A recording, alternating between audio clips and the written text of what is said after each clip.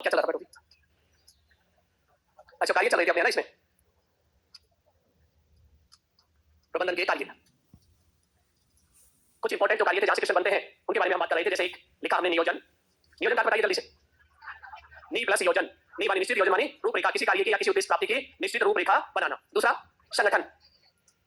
और संगठन किसे कहते हैं? मानवीय भौतिक संसाधनों का व्यवस्थित रूप क्या कहलाता है? संगठन। फिर उसके बाद देखिए तीसरा हमने क्या लिया था? निर्देशन। और निर्देशन के तीन पार्ट बताए थे मैंने आपको, आदेश, प्रशिक्षण और इवोल्यूशन यानी मूल्यांकन। उसके बाद देखिए फिर हम आए थे किस पर? संप्रेषण, कम्युनिकेशन। दो या दो से अधिक व्यक्ति हो, तथ्य हो, विचार हो, उनके बीच में होने वाला संप्रेषण क्या है? हमारा कम्युनिकेशन। इसके मैंने दो रूप बताए थे, एक तो देखिए लंबवत और एक बताया था क्षैतिज। क्षैतिज हमेशा बराबर वालों में होता है और लंबवत उच्च पद और निम्न पद, इसलिए हम इसको क्या कहते हैं? हाईवे या नाड़ी तंत्र भी कहते हैं। अगला लिखो निर्णय लेना। अच्छा, अभिप्रेरणा पढ़ता दिया। अभिप्रेरणा, और अभिप्रेरणा के अंदर देखिए सवाल बनता है वो क्या है? प्रबंधन का आत्मा किसको कहा जाता है? अभिप्रेरणा को। इसमें ये लिखना था, बाकी तो मोटिवेशन पढ़ते हो साइको में। उसके बाद लिखिए निर्णय लेना। निर्णय लेना लिखो इसमें। प्रबंधन का भविष्य निर्णय पर निर्भर करता है। प्रबंधन का भविष्य निर्णय पर निर्भर करता है।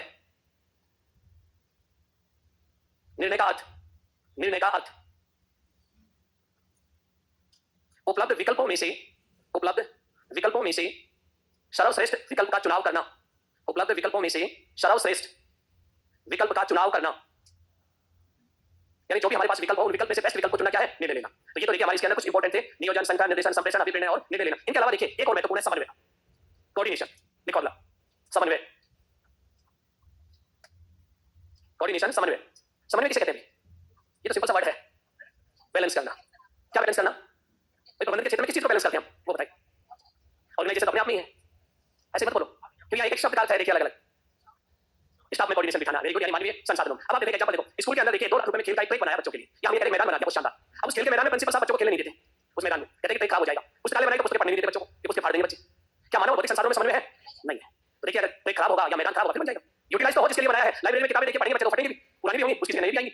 इसलिए कहा जाता है मानवीय भौतिक संसाधनों के अंतर्गत देखिए समन्वय जो बिठाया जाता है, या हम कहते हैं तालमेल जो बिठाया जाता है, वो क्या है? समन्वय। इसलिए देखिए समन्वय को कहा जाता है प्रबंधन का सार। प्रबंधन का सार कहा जाता है, बहुत इंपॉर्टेंट चीज है ये। 12वीं की किताब में कॉमर्स की में दे रखा है ये ऑब्जेक्टिव टाइप क्वेश्चन। उसमें ये रखा है प्रबंधन का सार है ऑप्शन 1 नियोजन, संगठन, निर्देशन और समन्वय, ऐसे ऑप्शन बना रखे। यही सवाल देखिए और दूसरे तरीके से पूछेगा आपसे एग्जाम में, ऐसे पूछेगा विद्यालय में खेल का मैदान है लेकिन उस मैदान में बच्चे खेलते हुए नजर नहीं आते, किस चीज की कमी है? नियोजन की, संगठन की, निर्देशन की या समन्वय की? अब देखिए खेल का मैदान है, ये सारी चीजें तो है, कमी किसकी है? बच्चे खेलने चाहिए उसमें। मानवीय और भौतिक संसाधनों में समन्वय स्थापित हो, क्योंकि मानवीय और भौतिक संसाधन एक दूसरे के क्या है? पूरक है। एक साथ का प्रयोग किया जाता है, ये तो है। और वैसे आप देखो प्रबंधन में करते क्या है? सबसे बड़ी चीज ये तालमेल बिठाने को प्रबंधन है। प्रबंधन क्या है? इसलिए इसको कहा एंड्री ने प्रबंधन का सार। इसको कहा था समन्वय, के लिए इंपॉर्टेंट है ये कोऑर्डिनेशन, समन्वय। इसे प्रबंधन का सार भी कहा जाता है। इसे प्रबंधन का सार भी कहा जाता है। इसके अंतर्गत, इसके अंतर्गत मानवीय एवं, इसके अंतर्गत मानवीय एवं भौतिक संसाधनों का, भौतिक संसाधनों का तालमेल बिठाया जाता है। तालमेल बिठाया जाता है। तो देखिए ये तो थे कुछ महत्वपूर्ण कार्य जिनसे सवाल बनते हैं। बाकी जो मैंने लिखा है इनसे कोई सवाल नहीं, नॉर्मल चीज। नवाचार, नवाचार क्या? प्रबंधन में नई टेक्नोलॉजी का उपयोग करना चाहिए, बस ये नॉर्मल सी बात है जिनसे कोई सवाल बनते नहीं, इंपॉर्टेंट किनसे बनते हैं? इन्हीं चीजों से। अब जो मैंने क्वेश्चन कुछ बोले थे आप लोगों को, लिखवाए थे पहले कुछ, जैसे प्रबंधन का सार किसको कहते हैं, अदानी तंत्र किसे कहते हैं, हाईवे कैसे कहते हैं, कुछ बताए थे, बोले थे मैंने, लिखवाए थे, बोले थे। तो उन सब के आंसर एक-एक करके हमें मिल गए हैं, इनको आप पढ़ेंगे। अब आते हैं प्रबंधन के सिद्धांत, जो नया टॉपिक जुड़ा है अपने इसमें। प्रबंधन के सिद्धांत, मैनेजमेंट थ्योरी। प्रबंधन के सिद्धांत क्या होते हैं? प्रबंधन के सिद्धांत किसे कहेंगे हम? सिद्धांत, मार्गदर्शक। वेरी गुड, बहुत अच्छी बात बोली इन्होंने, मार्गदर्शक। हमें आगे कार्य कैसे करना है ये हमें बताएंगे। इन नियमों की पालना करोगे तो आप एक अच्छे प्रबंधक बन जाओगे। आप इन नियमों की पालना नहीं करोगे तो आपके कार्य में क्या रहेगी? कोई ना कोई त्रुटि। गलती सुधारने के लिए, और गलती सुधारने के लिए किसकी जरूरत पड़ती है? मार्गदर्शक। और मार्गदर्शक किसे कहते हैं? प्रबंधन के सिद्धांतों को कहते हैं। तो ये अलग अलग विद्वानों द्वारा दी गई कुछ विचारधाराएं हैं जो हमारे क्या काम आएंगी? मार्गदर्शक। एंड्रयू कुछ कहेगा तो टेलर कुछ और बात कहेंगे और मैक्स वेबर कुछ और कहेंगे। इसके अंदर अलग अलग विद्वानों के द्वारा दिए विचार। लिखो इस बात, लिखो सबसे पहले प्रबंधन के सिद्धांत हेडिंग लिखिए। प्रबंधन के सिद्धांतों को मार्गदर्शक कहा जाता है। मार्गदर्शक कहा जाता है। लिखो उसके बाद किसी संस्था के, किसी संस्था के उद्देश्य को प्राप्त करने के लिए, किसी संस्था के उद्देश्य को प्राप्त करने के लिए, उद्देश्य को प्राप्त करने के लिए प्रबंधकीय क्रिया को प्राप्त करने के लिए, प्रबंधकीय क्रिया को सफलतापूर्वक, सफलतापूर्वक संपन्न करने हेतु, सफलतापूर्वक संपन्न करने हेतु जिन आधारभूत, संपन्न करने हेतु जिन आधारभूत नियमों का, आधारभूत नियमों का उपयोग किया जाता है, उपयोग किया जाता है, उसे प्रबंधन के सिद्धांत कहते हैं। प्रबंधन के सिद्धांत कहते हैं। यानी सीधा सा आधारभूत नियम।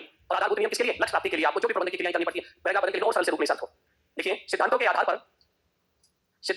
पर गलतियों से बचा जा सकता है, गलतियों से बचा जा सकता है, गलतियों से बचा जा सकता है और भविष्य में कार्य की सफलता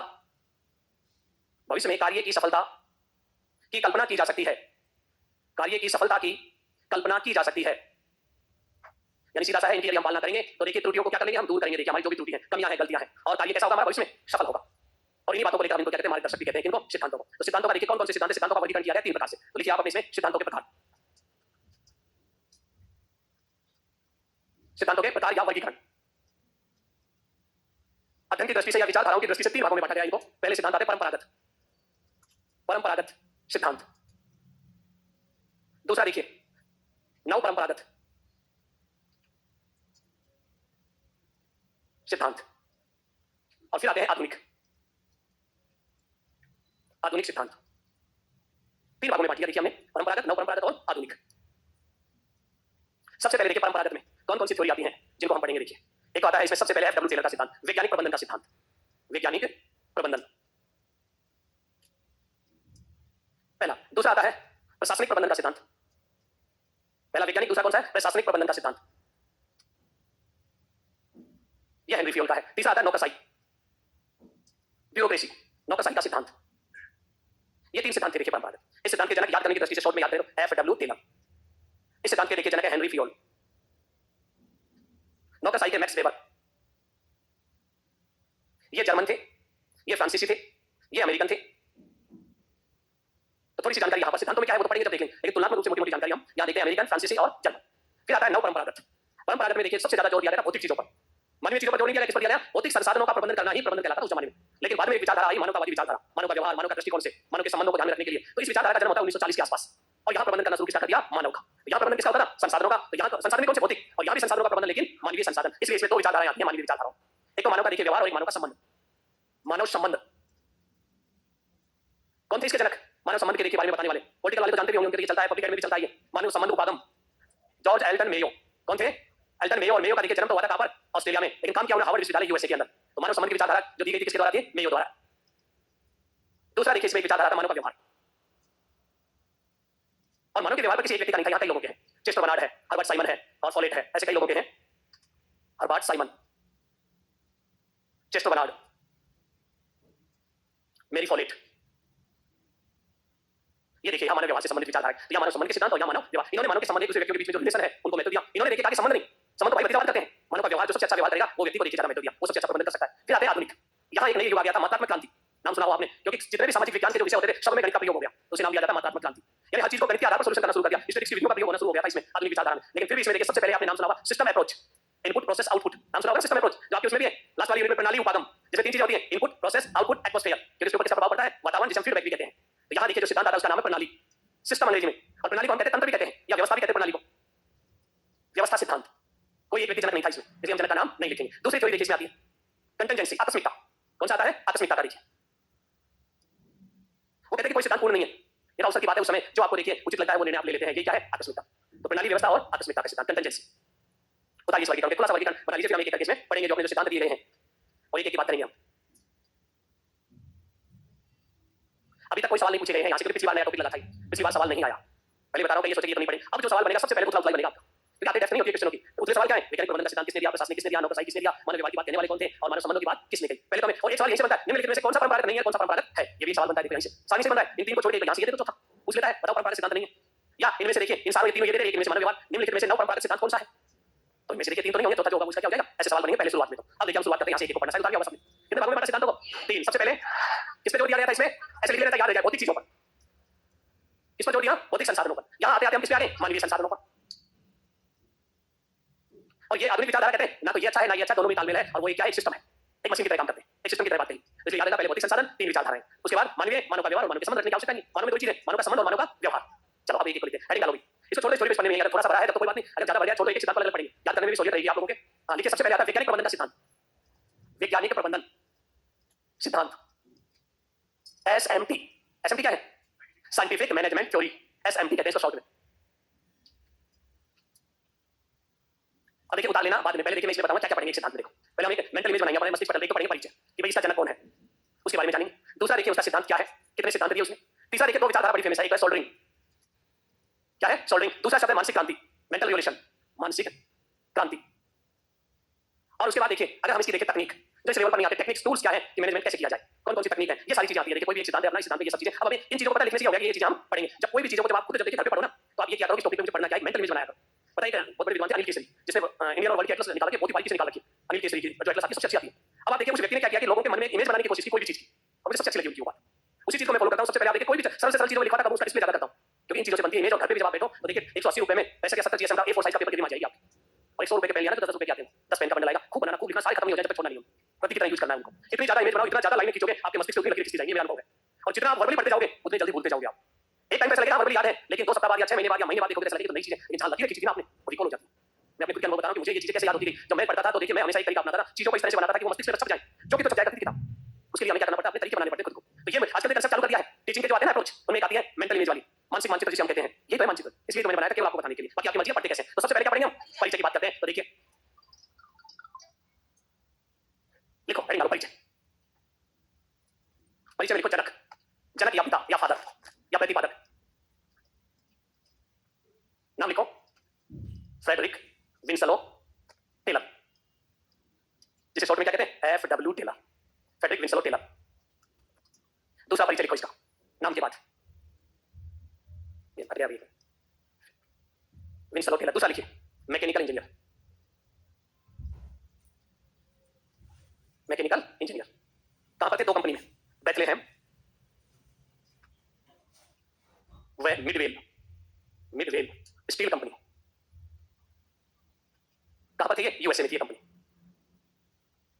बेथलेहेम व मिडवेल स्टील कंपनी। 2 कंपनियों में काम किया था उसने जीवन भर अपना।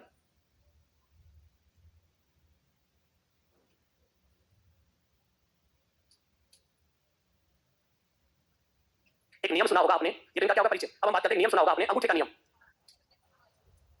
अंगूठा छाप किसको कहते हैं, जिसको कुछ नहीं आता, जिसको कुछ नहीं आता उसको हम क्या कहते हैं, अंगूठा छाप। अब आप देखिए लिखना नहीं, अंगूठे का नियम लिखा हुआ है सब चीजें, पहले इसे समझने की थोड़ी है। अंगूठे के नियम के लिए कहावत चलती है, कोई भी कार्य शुरू करो उसमें गलतियां होंगी सुधार करो।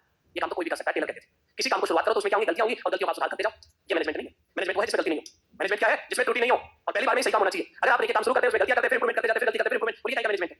वैज्ञानिक का मतलब होता है क्रमबद्ध या व्यवस्थित, किसी कार्य को सिस्टमैटिक तरीके से करो जिसमें किसी प्रकार की कोई गलती नहीं हो, अर्थात इसकी पालना नहीं करना है। अंगूठे का नियम का यही होता है कि किसी कार्य को शुरू करो उसमें गलती होगी और गलती में क्या करो, सुधार करो। ये तो परंपरागत बात है, ये तो कैसी बात है, परंपरा जिसे क्या कहा जाता है, अंगूठे का नियम कहा जाता है। और इसीलिए इन्होंने नई थ्योरी दी थी किसकी, वैज्ञानिक प्रबंधन की। उन्होंने जो बातें बताई थी वो वैज्ञानिक प्रबंधन की बताई। अगली लाइन को लिखिए इसके अंदर, प्रबंधन का पहला व्यवस्थित सिद्धांत है। अगली लाइन लिखो, प्रबंधन का पहला व्यवस्थित सिद्धांत है। अगली लाइन लिखो, गलतियां करो और सुधार करो, गलतियां करो और सुधार करो के स्थान पर, गलतियां करो और सुधार करो के स्थान पर वैज्ञानिक प्रबंधन का प्रयोग करना, वैज्ञानिक प्रबंधन का प्रयोग करना। अब देखिए सिद्धांत इसके 5 है, मैं थोड़ी देर में बताऊं। उससे पहले कुछ इन 2 शब्दों पे बात कर लेते हैं जो बड़े चर्चित रहे हैं इनके सिद्धांत। क्या है सोल्डरिंग, सोल्डरिंग क्या होता है, काम चोरी करना। सोल्डरिंग का मतलब क्या है, काम चोरी करना। और काम चोर 2 तरह के होते हैं, एक होता है नेचुरल, नेचुरल को क्या कहते हैं, स्वाभाविक या प्राकृतिक। एक तो नेचुरल चोर होता है, एक आर्टिफिशियल चोर होता है। एक ऐसा चोर होगा कृत्रिम, आर्टिफिशियल क्या कहेंगे हम, कृत्रिम, यानी जानबूझ के करने वाला चोरी। अब आप देखिए कोई व्यक्ति कंपनी में काम कर रहा है तो धीरे धीरे देखिए काम करता है, हाथ धीरे धीरे चलता है, ये नेचुरल उसकी आदत है।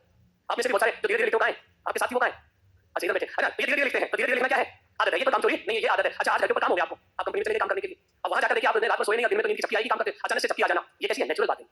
लेकिन दूसरी होती है कि आज बॉस नहीं आया, कोई काम नहीं करेंगे। जैसे स्कूल के अंदर आज प्रिंसिपल साहब नहीं आए, सर्दी का मौसम में मूंगफली आए खा के चले, ये जानबूझ के की गई क्या है, चोरी। आज बॉस नहीं है, नहीं पढ़ाना बच्चों को, ये जानबूझ के की गई। इसलिए इन्होंने कहा इस चोरी को रोकना है। बस कौन सी चोरी को रोकना है, जानबूझ के की गई व्यक्ति द्वारा चोरी को रोक लिया जाए, इसको व्यवस्थित कर लिया जाए, तो वो कहलाएगा हमारा वैज्ञानिक प्रबंधन। इसी बात को लेकर पूरी थ्योरी दी उन्होंने। क्योंकि ये देखिए मैकेनिकल इंजीनियर थे बेथलेहेम कंपनी, और दूसरी कौन सी थी, मिडवेल कंपनी में। उस कंपनी में उन्होंने देखा काम चोरों को, इंजीनियर देखते रहती थी, आज बॉस नहीं आया तो काम नहीं करते थे, मजदूर प्रोडक्शन कम होता था। जिसने बॉस आता उसको यहां नाम दिया पर्यवेक्षक, और इंग्लिश में कहा फोरमैन।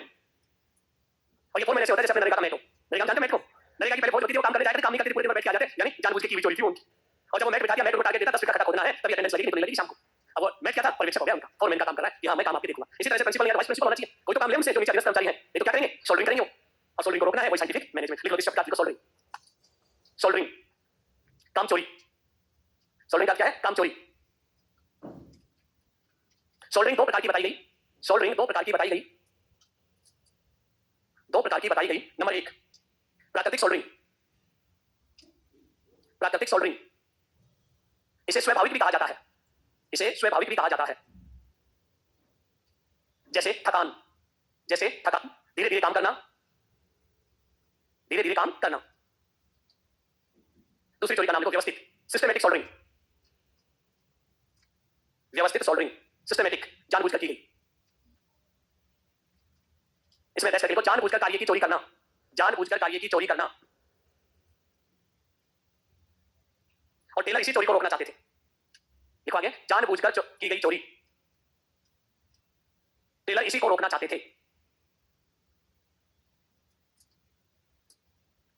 एक ये शब्द और पूछा जाता है, देखिए इसमें पता क्या पूछेगा, मानसिक क्रांति का संबंध किस सिद्धांत से है? मानसिक क्रांति की अवधारणा किसने दी टेलर ने? क्या है मानसिक क्रांति? बहुत ही सिंपल सी चीज है। देखिए जैसे सोल्डरिंग में हर चीज थी क्या, एक बार पढ़ते याद रह जाएगी, बोलेंगे ऐसे। देखिए ये देखिए हमारे पास दो लोग होते हैं कंपनी में काम करने वाले। एक होते हैं देखिए यहाँ पर काम करने वाले, ऊपर जो होते हैं उनको कहते हैं प्रबंधक, और नीचे जो काम करते हैं वो कौन है? अधीनस्थ, सबऑर्डिनेट जिन्हें कहते हैं। यानी ये बहुत सही कर्मचारी है। इन दोनों के विचार अलग अलग होते हैं। ये तो चाहता है अधिकतम उत्पादन हो, अधिकतम लाभ कमाए। ये क्या चाहते हैं? कम से कम काम करवाए, ज्यादा से ज्यादा सैलरी मिले। दोनों के विचारों में मतभेद होता है, दोनों की लड़ाई होती रहती है। खूब पुरानी फिल्मों में देखा होगा आप लोगों ने, ये मिल का मालिक और कर्मचारियों के बीच में विरोध दिखाया जाता है अक्सर। तो ये लोग तो क्या चाहते हैं? अधिक से अधिक सैलरी चाहते हैं और कम से कम काम करना चाहते हैं। ये मानसिकता होती है। और इनकी क्या होती है? अधिक से अधिक उत्पादन और अधिक से अधिक प्रॉफिट हो उनको। तो दोनों के हितों में टकराव होगा, और दोनों के हितों के टकराव को क्या कहा गया? मानसिक क्रांति कहते हैं। क्योंकि दोनों मानसिक रूप से संतुलित नहीं रहते। दोनों ही जब तक देखिए प्रबंधन अच्छा नहीं हो सकता, जब तक दोनों के बीच में तालमेल नहीं बैठ जाए। दोनों मिल बैठ के ये भी सोचे कि हमें कंपनी के लिए करना चाहिए कुछ, क्योंकि इससे हमें रोजी रोटी मिल रही है। ये भी सोचे कि मुझे ज्यादा प्रॉफिट हो रहा है तो मुझे उसको शेयर करना चाहिए। कर्मचारियों की बदौलत तो है मेरे पास प्रॉफिट, तो वो कंपनी आगे बढ़ेगी। तो बात बताइए, नहीं तो दोनों में क्या रहेगा? खींचातान चलती रहेगी। उसकी खींचातान का नाम क्या है? तो कोई जटिल नहीं है। ये मानसिक क्रांति जल्दी से लिखो, मानसिक क्रांति चित्र बनाओगे। और एक लाइन लिखवा देता हूं, आपसे पूछा जाए मानसिक क्रांति का संबंध किस सिद्धांत से है, बस इतना याद रखना है, टेलर से। और चोरी का नाम एसएमटी।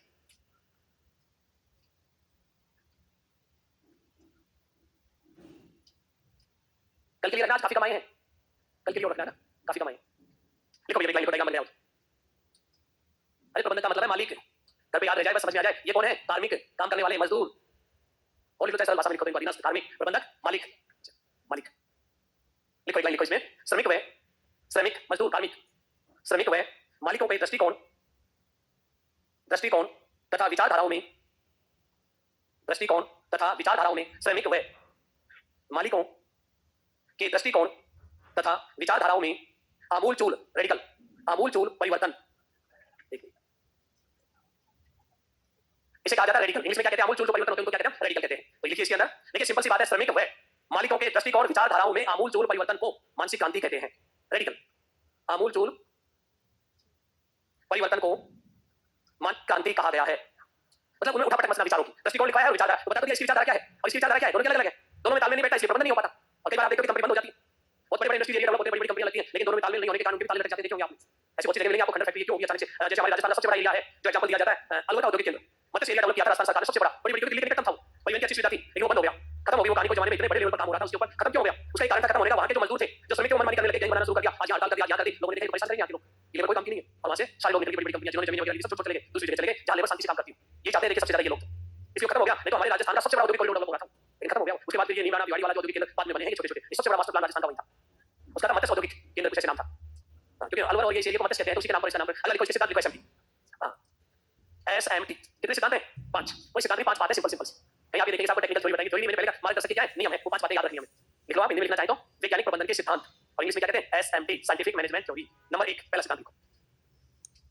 नंबर 1, अंगूठे के नियम के स्थान पर, अंगूठे के नियम के स्थान पर विज्ञान का विकास। पहला सिद्धांत है अंगूठे के नियम के स्थान पर विज्ञान का विकास। क्या था इसका? क्या कहता है पहला नियम? अरे गलती करो, सुधार करो की अपेक्षा एक बार में ही सही काम करो, ये कहता है। इसका है नंबर 2 दूसरा नियम, संघर्ष के स्थान पर मित्रता। संघर्ष के स्थान पर मित्रता, संघर्ष के स्थान पर मित्रता। इसका क्या है? श्रमिक और मालिकों के बीच में क्या चलता है? संघर्ष चलता रहता है। तो देखिए कंपनी कभी भी देखिए फायदे का सौदा नहीं हो सकती। दोनों में कैसा व्यवहार होना चाहिए? मित्रता। दोनों में सामंजस्य हो, तो ये करना चाहिए। अगला तीसरा लिखो, व्यक्तिवाद के स्थान पर, व्यक्तिवाद के स्थान पर सहकारिता। व्यक्तिवाद के स्थान पर सहकारिता, इसका क्या है? व्यक्ति को अपना देखिए स्वार्थ के ऊपर ध्यान नहीं देना चाहिए, उसे सबके हितों को ध्यान में रखकर काम करना चाहिए। सहकारिता का मतलब मिलजुल के, ये नहीं कि बस मेरा स्वार्थ पूरा हो जाए बाकी बाहर में जाए, वो वाली बात नहीं। अगला लिखो चौथा, सीमित उत्पादन के स्थान पर, सीमित उत्पादन के स्थान पर अधिकतम उत्पादन। सीमित उत्पादन के स्थान पर अधिकतम उत्पादन। तो सिंपल सी बात है इसके अंदर, तो प्रोडक्शन कैसा हो? मैक्सिमम हो। लास्ट सिद्धांत लिखिए, प्रत्येक व्यक्ति का अधिकतम विकास हो। प्रत्येक व्यक्ति का अधिकतम विकास हो। प्रत्येक व्यक्ति का अधिकतम विकास हो। कितने सिद्धांत हो गए? 5। और 5 सिद्धांत है क्या? सिंपल सिंपल सी नॉर्मल सी क्या है बातें हैं, एक बार पढ़ते हमारी समझ में भी आ जाती है और हमें ध्यान में रखना है एग्जाम में। तो देखिए सबसे ज्यादा पूछा जा सकता है इसके अंदर, ये इसमें मोस्ट लिखो। सिद्धांत ही पूछे जाएंगे इसके अंदर, एग्जाम में पूछता है तो